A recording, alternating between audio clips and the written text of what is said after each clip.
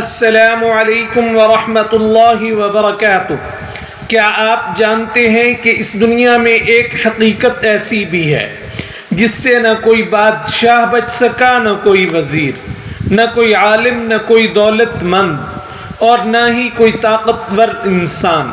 ایک ایسی حقیقت جس کے سامنے ہر انسان کا غرور، ہر عہدہ، ہر شہرت اور ہر اختیار بے معنی ہو جاتا ہے۔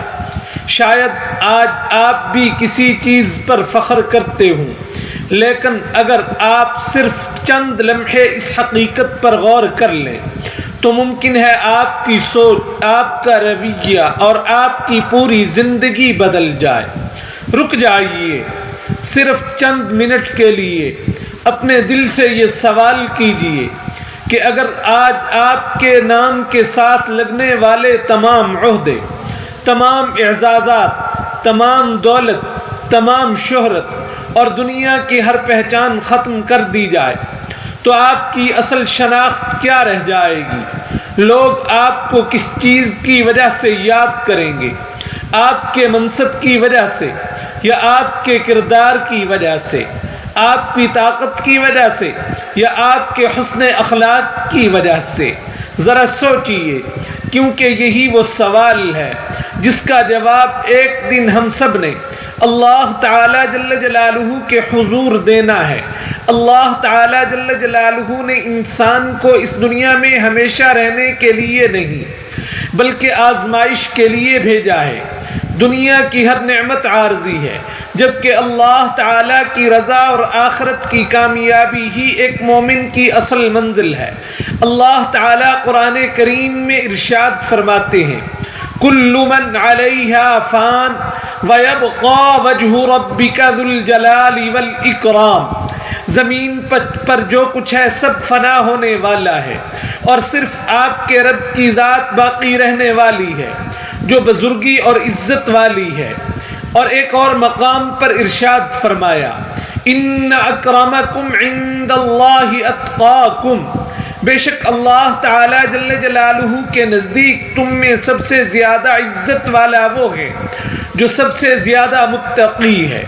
رسول اللہ صلی اللہ علیہ وآلہ وسلم نے فرمایا، بے شک اللہ تعالیٰ جل جلالہ تمہاری صورتوں اور تمہارے مال کو نہیں دیکھتے بلکہ تمہارے دلوں اور تمہارے اعمال کو دیکھتے ہیں۔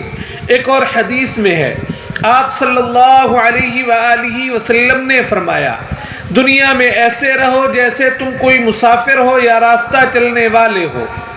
ان آیات اور احادیث سے صاف معلوم ہوتا ہے کہ دنیا کی اصل حقیقت چند دن کی مہلت ہے، جبکہ ہمیشہ باقی رہنے والی زندگی آخرت کی زندگی ہے۔ اسی حقیقت کو سمجھانے کے لیے ایک سبق آموز واقعہ بیان کیا جاتا ہے۔ ایک ریٹائرڈ پولیس کمشنر جو برسوں تک ایک بڑے سرکاری منصب پر فائز رہے تھے، ریٹائرمنٹ کے بعد اپنے ذاتی گھر میں منتقل ہو گئے۔ انہیں اپنے عہدے، اختیار اور ماضی کی عظمت پر بے حد فخر تھا۔ روزانہ شام کو وہ کالونی کے پارک میں چہل قدمی کے لیے آتے، مگر نہ کسی کو سلام کرتے، نہ کسی سے بات کرتے اور نہ ہی کسی کی طرف کوئی توجہ اور دھیان دیتے۔ ان کے انداز سے صاف محسوس ہوتا تھا کہ وہ دوسروں کو اپنے مقام سے بالکل کم تر سمجھتے ہیں۔ ایک دن ایک بزرگ خاموشی سے ان کے پاس آ کر بیٹھ گئے اور محبت بھرے انداز میں گفتگو شروع کی، مگر کمشنر صاحب اپنی ہی تعریف میں مصروف رہے۔ وہ بتاتے رہے کہ وہ کتنے بڑے افسر تھے، ان کے ایک حکم پر فیصلے بدل جاتے تھے اور لوگ ان کے سامنے ادب سے کھڑے رہتے تھے۔ کئی دن تک یہی سلسلہ چلتا رہا۔ بزرگ اس کمشنر کو خاموشی سے سنتے رہے۔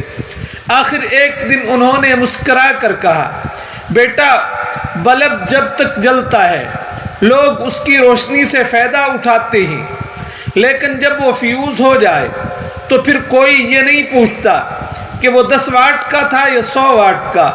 پھر انہوں نے کہا، میں بھی اپنی زندگی میں 2 مرتبہ پارلیمنٹ کا رکن رہ چکا ہوں، لیکن میں نے آج تک یہاں کسی کو یہ نہیں بتایا کیونکہ وہ وقت گزر چکا ہے۔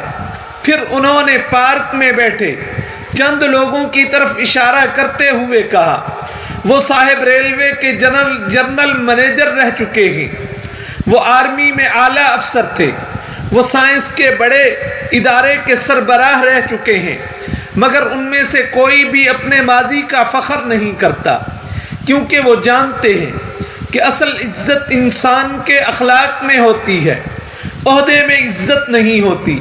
یہ الفاظ کمشنر صاحب کے دل میں اتر گئے۔